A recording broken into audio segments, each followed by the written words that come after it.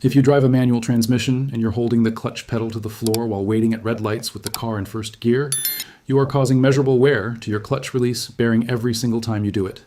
And if you're resting your foot on the clutch pedal with light pressure while driving, you're wearing the clutch disc and pressure plate simultaneously without even knowing it.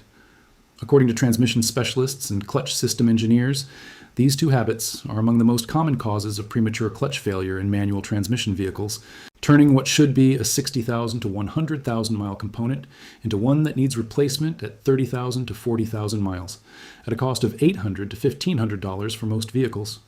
The release bearing, also called the throw-out bearing, is designed to spin only when the clutch pedal is pressed, engaging the bearing against the spinning pressure plate to disengage the clutch disc. When you hold the clutch down at every red light for 30 to 60 seconds, the bearing spins continuously under load against the pressure plate fingers, accumulating operating time that it was never designed to experience. A driver who sits at red lights with the clutch depressed for an average of 3 minutes per day accumulates over 18 hours of unnecessary release bearing operation annually, equivalent to the wear from driving several thousand additional miles. Multiply that over 3 years of city driving, and the math explains why urban manual transmission drivers replace clutches dramatically more often than highway drivers, despite covering fewer miles.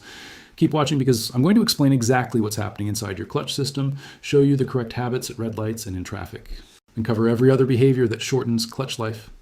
Hey, if you like this kind of straight-to-the-point content with no BS, help me out here. Subscribe to the channel right now. It takes 2 seconds and guarantees you won't miss any tips that could save you some serious cash. Let me start by explaining how the manual transmission clutch system actually works, because understanding the mechanics makes every correct and incorrect behavior completely logical. A manual transmission clutch consists of 3 main components. The clutch disc is a friction disc splined to the transmission input shaft that sits between the flywheel attached to the engine and the pressure plate. The pressure plate is a spring-loaded clamping device that bolts to the flywheel and presses the clutch disc against the flywheel surface with significant clamping force, typically around 1,000 to 2,000 pounds, depending on the vehicle and clutch type. This clamping force is what transmits engine torque through the clutch disc to the transmission. The release bearing, also called the throw-out bearing, is a sealed ball bearing assembly that slides on the transmission input shaft housing and contacts the pressure plate's release fingers when the clutch pedal is pressed. Here is the critical engineering detail that explains why clutch habits matter so much. When the clutch pedal is fully released and you're driving normally, the release bearing is retracted away from the spinning pressure plate and is stationary. The bearing only moves and only spins against the pressure plate when you press the clutch pedal. This means the bearing has a very specific and limited operating duty cycle when used correctly. The moment you hold the clutch pedal down at a red light, the release bearing presses against the spinning pressure plate fingers and begins rotating continuously under load. This load is not high, but it is consistent and cumulative. Release bearings are typically rated for a finite number of operating hours under this type of load. Normal driving with brief clutch presses for shifting accumulates minimal bearing hours. Holding the clutch at every red light and in every traffic jam accumulates bearing hours at a rate far exceeding the design assumption. Early release bearing failure feels like a grinding or chirping noise when the clutch pedal is pressed. The bearing itself costs $20 to $40, but accessing it requires removing the transmission, making labor the dominant cost. Total release bearing replacement costs $400 to $800. The second common habit causing damage is resting your foot on the clutch pedal with light pressure while driving, often called riding the clutch. When you rest your foot on the pedal without fully pressing it, you apply partial pressure to the release bearing, which then applies partial pressure to the pressure plate fingers. This partial engagement slightly reduces clamping force between the clutch disc and the flywheel. With reduced clamping force, the clutch disc can slip microscopically against the flywheel surface, generating heat and wearing the friction material on the disc surface. This wear is nearly invisible in the short term, but accumulates quickly because it happens during normal driving rather than only during starts and shifts. The third damaging habit is slipping the clutch excessively during hill starts or when moving from a stop. Some clutch slipping during starts is unavoidable and normal. The clutch is designed to slip momentarily as it engages from a standing start, and the friction material on the clutch disc is formulated to handle brief slip events. The problem is prolonged or repeated slipping beyond what's necessary. In stop and go traffic, each start from a stop involves a clutch engagement event. Drivers who slip the clutch for 2 to 3 seconds per start, instead of engaging cleanly in 1 to 2 seconds, accumulate significantly more friction material wear per mile in city traffic. On steep hills, some drivers slip the clutch continuously to hold position on the incline rather than using the handbrake to hold the vehicle stationary before moving forward. This hill holding technique burns clutch disc material at a rate that can cause significant wear in a single steep grade if maintained for more than a few seconds. The correct technique for steep hill starts is to apply the handbrake to hold the vehicle while setting the clutch at the engagement point, then release the handbrake as you increase throttle and begin moving forward. This requires no more clutch slipping than a flat surface start. The fourth habit is selecting the wrong gear for your current speed. Forcing the engine to operate well below its optimal RPM range in a high gear creates what engineers call lugging, where the engine produces significant torque at a very low RPM. Lugging creates high combustion pressures that transmit through the drivetrain as vibration and shock loading. This shock loading stresses transmission components, drivetrain mounts, and over time contributes to wear throughout the manual transmission system.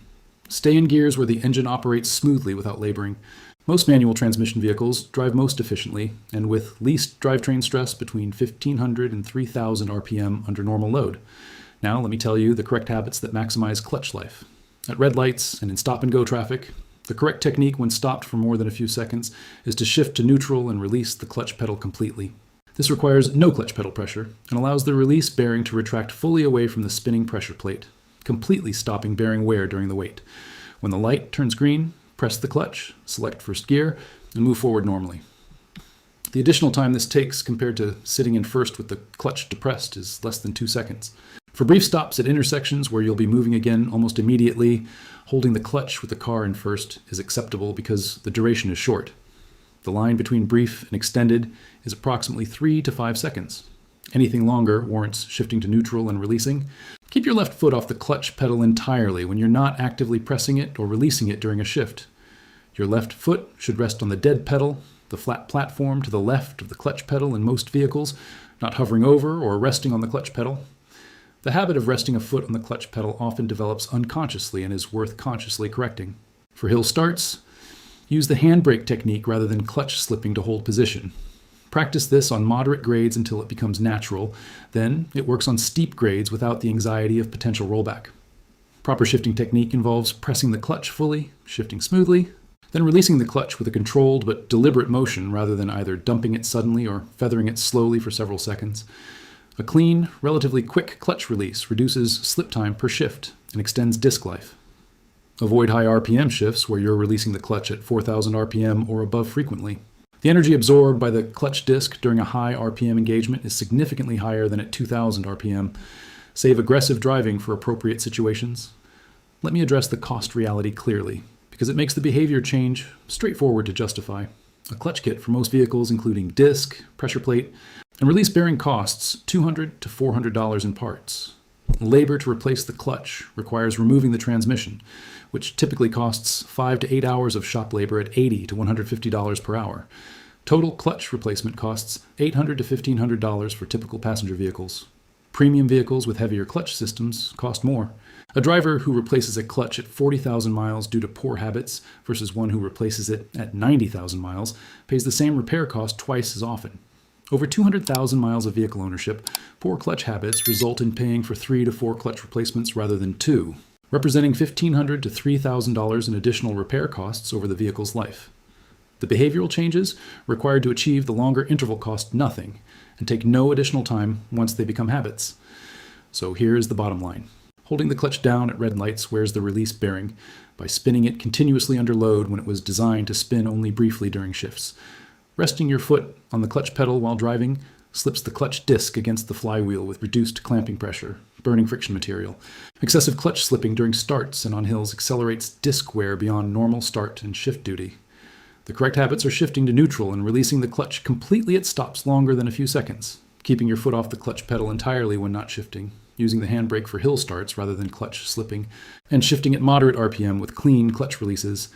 These habits cost nothing to implement and can double clutch service life from 40 to 50,000 miles to 80 to 100,000 miles, saving $800 to $1,500 per avoided replacement